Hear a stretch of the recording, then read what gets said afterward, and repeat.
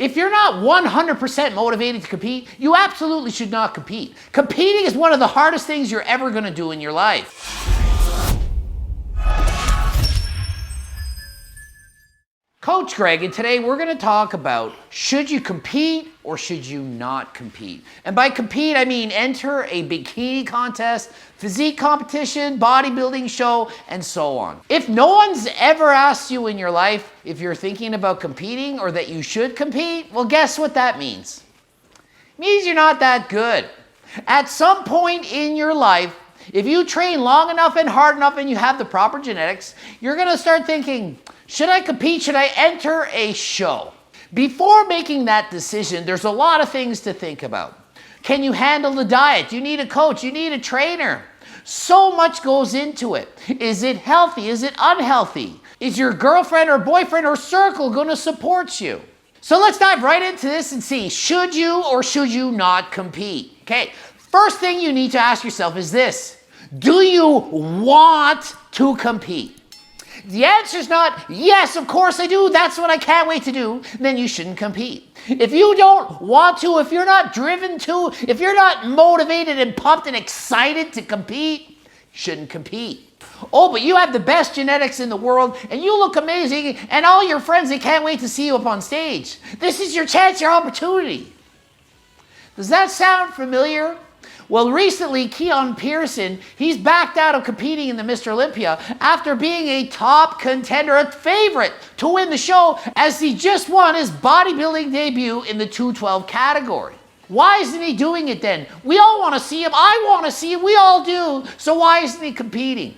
I will not be attending the Mr. Olympia this year due to, mental stress, physical stress.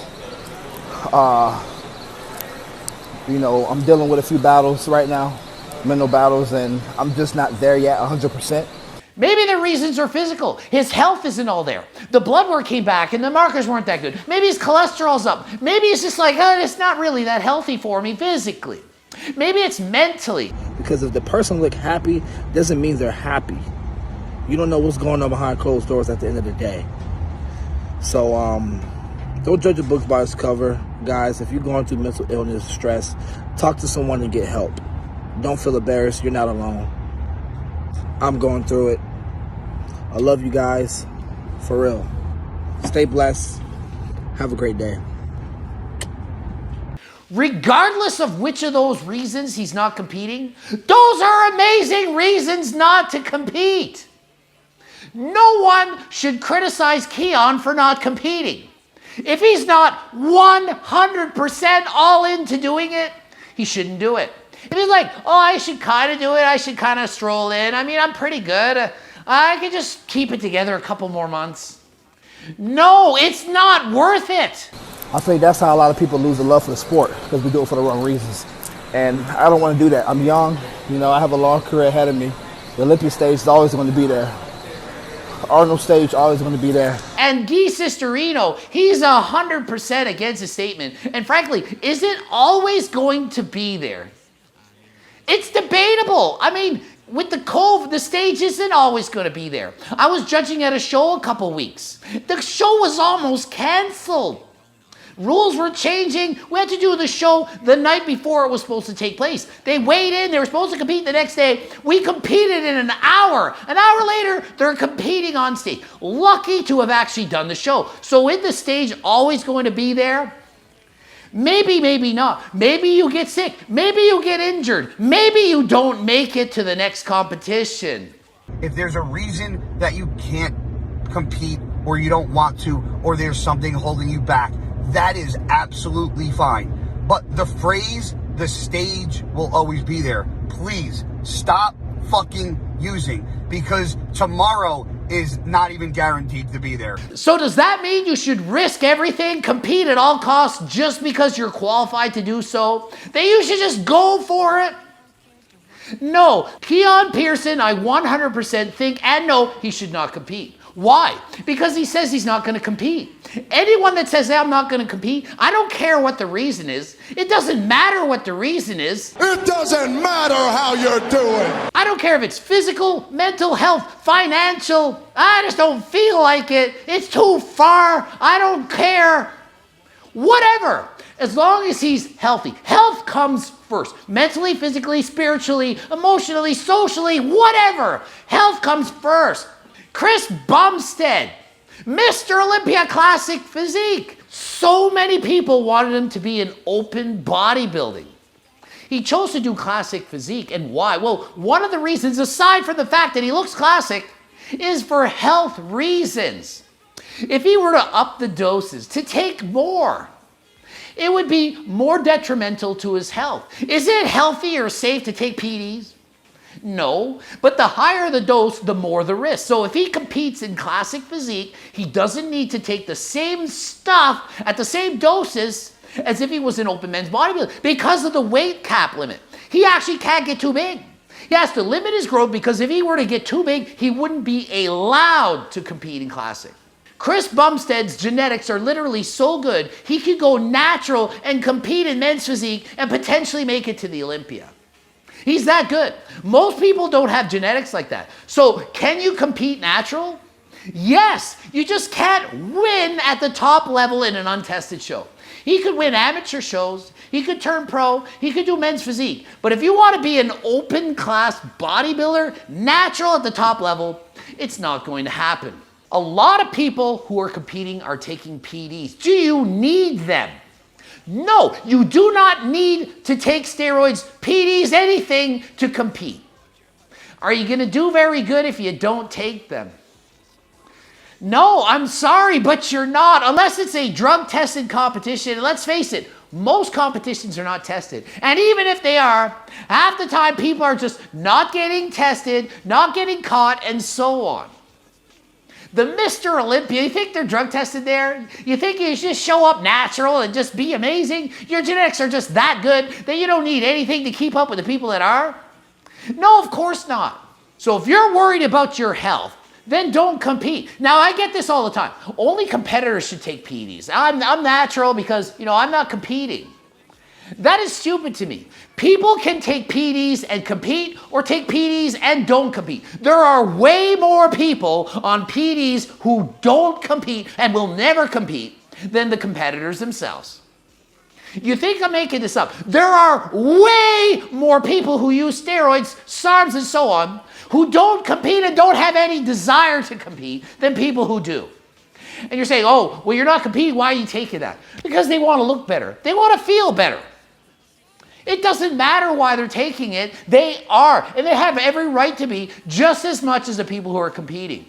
Is competing in a bodybuilding contest healthy? No, it's not actually healthy to enter a bodybuilding contest. You have to diet to extremely low body fat levels. For men, they're sometimes dieting to sub 5% body fat. It's not healthy to do that, and they're getting dehydrated. Women, they're getting so lean, they're losing their periods. Does that sound healthy to you?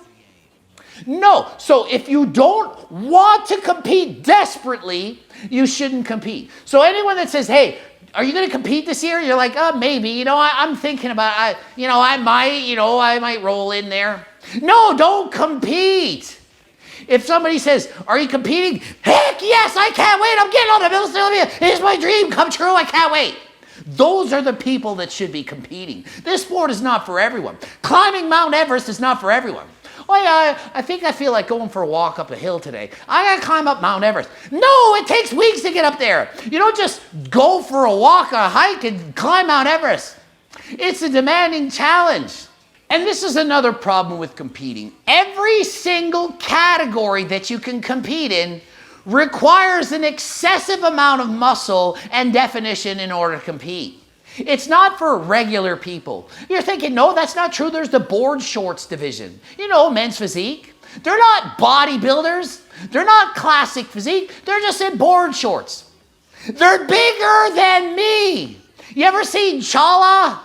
They're bigger than me. I'm a professional bodybuilder, and I look small next to many of the guys in men's physique. It is not a realistic look that you can attain. It's just bodybuilding for people with smaller waists who are covering up their legs. It's the same thing. You doubt me? Ask a men's physique competitor at the top level. How hard are you training? Are you just like showing up? Are you 3 times a week maybe, playing with weights? No, they're trying just as hard as open class bodybuilders. They just don't have the genetics to get that huge. They might in fact be on more drugs and more PEDs than the open class bodybuilders. Sometimes that is the case. You don't believe me, but it's actually true. A lot of amateurs even, they're taking more PEDs to compete in men's physique than pro bodybuilders in the open division. It's true. Genetics can only take you so far. And then the PEDs, they add to that. Icing on the cake. Yes, it gets you bigger and stronger, but just because you use them, it doesn't guarantee success. In fact, most people on PEDs, they look below average, and they're using them so that they can look average. Most people just assume they see the biggest guys in the room, the most jacked guys in the gym. They're like, yeah, that person over there, they're on PEDs. So here's my message. If you don't want to compete, don't. If you absolutely can't wait to compete and it's your dream, go for it. Do it. And go at it harder than last time. But if you're not motivated, if you don't feel like doing it, don't do it. Is the stage always going to be there? Maybe, maybe not. But guess what? Even if it's not there, even if you miss that opportunity, even if there's no Olympia ever again, so what? Do something else. Go for a bike ride, go for a hike, go for a walk, read a book. There's other things in life that are fun. It doesn't have to just be bodybuilding. There's more to life than just bodybuilding. Bodybuilding is one fun thing I do in my life. If I could never compete in bodybuilding ever again, does it really matter? No, because I'm going to replace it with something else that's fun. So many things in this life are fun. Find one that's fun for you. And if that one gets boring, do something else. Just be physically active, eat healthy, and live your best life, but your healthiest life. GregDoucette.com for coaching. Greg Doucette, iBeam Pro. Blooping up videos as usual. Be sure to watch them both. And until next time, I am out. To go for a bike ride, don't you know?